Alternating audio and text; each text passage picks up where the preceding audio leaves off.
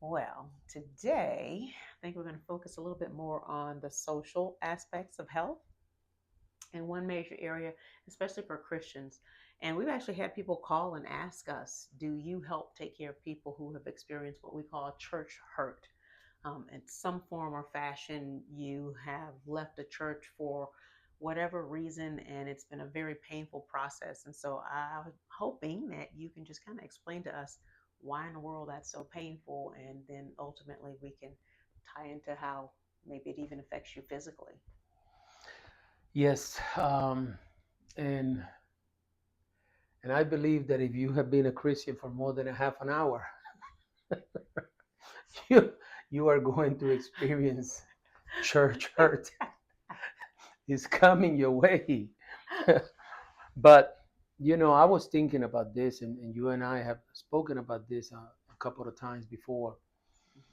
You know, church hurt is is is painful because, or it's more painful than other things because church hurt goes straight into your spirit. You know, um, in John chapter 4, we see Jesus having a conversation with the Samaritan woman, and he made the statement that that we worship God in spirit and in truth.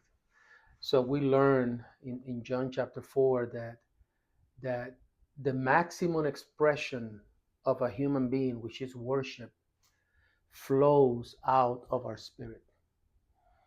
So when we engage in church activities, we call it worship.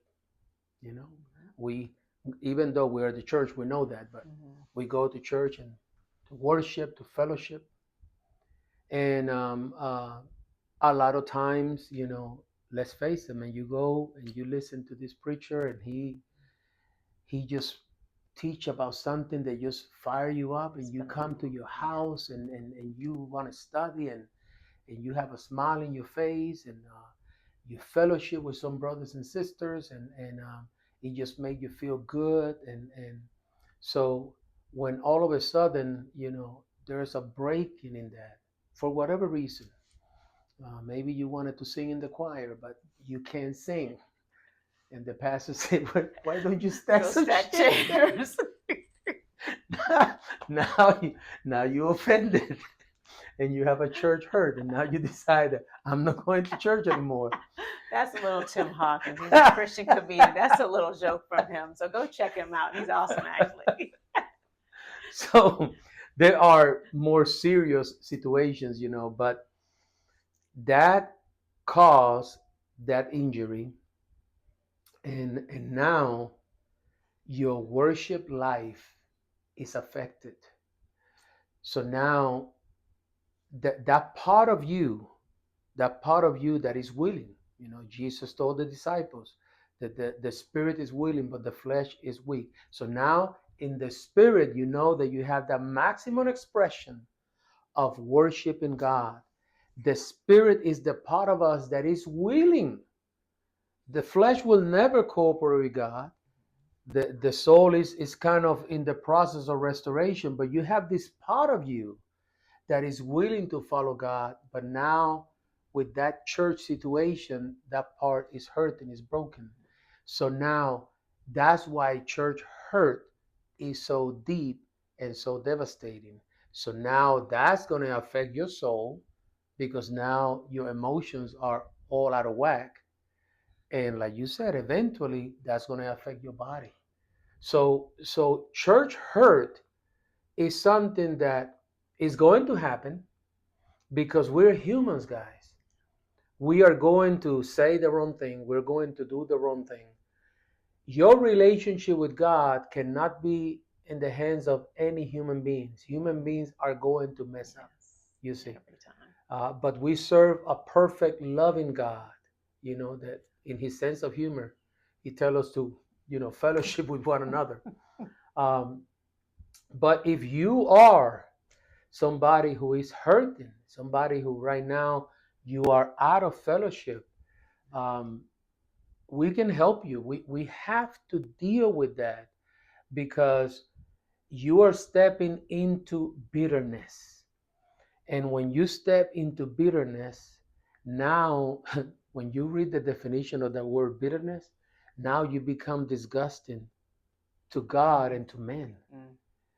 And I have been bitter. Mm. And I have been around people that are bitter.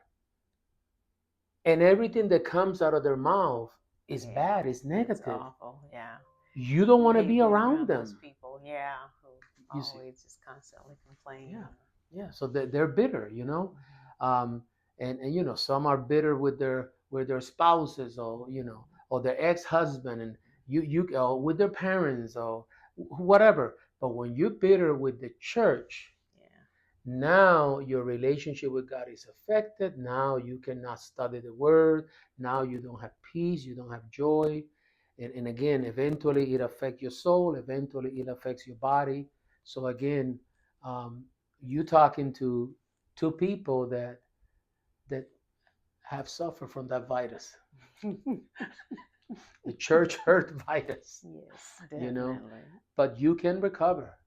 You can recover. It's going to take a degree of humility and going through the process, but you can recover. And let me just say more. You must recover. You cannot live that way. You must recover. You must be back in the fellowship of believers. I don't care if you meet under a tree, you know, if the church is 10 members, 5 members, 100 members, I don't care what it is. But this fellowship with believers is non-negotiable. So, And I'm sure that's part of the pain too, whether it's a person who's offended you, like a single person. If you leave a church for that reason, then all of a sudden you have quite often and unfortunately ended up severing a relationship between an entire group of people yeah, who, if you had an active church that's functioning the way it's supposed to, you were yeah, fellowshipping with each other quite often. And so people feel like, oh my goodness, my entire social yes, community has just disappeared. So now you're completely isolated. And even in traditional medicine, we know that social isolation affects your health. And it's mhm, what we call one of those social determinants of health, yes. that when you are socially isolated, you don't thrive. So again, when we talk about church hurt, now that part of you is gone. And in many cases, baby, it gets even worse because now you're so bitter with the church, now you start fellowshipping with the wrong folks, with non-believers. Possibly, yeah. You start, you know, sneaking a little smoke in here, a little drink Too here, much you drinking know, here, there. maybe a little weed here. Next thing you know, you're just as crazy as the world, you know. So, anyway, there you have it. This is Angel Casiano, Dr. Casiano. We are in the business of restoring people to wellness. We love you.